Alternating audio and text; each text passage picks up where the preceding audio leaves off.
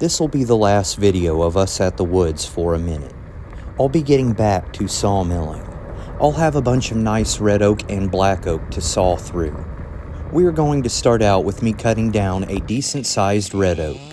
We were able to get our second bulldozer out here, so there'll be some log dragging after I cut down this tree. I'll be cutting down another black oak later, and then I'll be cutting down some pine. And then at the very end, I'll be dragging a giant skid of pine out of the woods. At least giant for the John Deere 650. And I'll also say this, hardwood is a lot easier to bust on the stump versus cutting down pine. Pine is also much lighter. Before you get too far into the video, don't forget to give it a thumbs up. If you're looking to stay updated and watch these logs be processed through the sawmill, don't forget to smash that subscribe button. Feel free to ask any questions down in the comments section.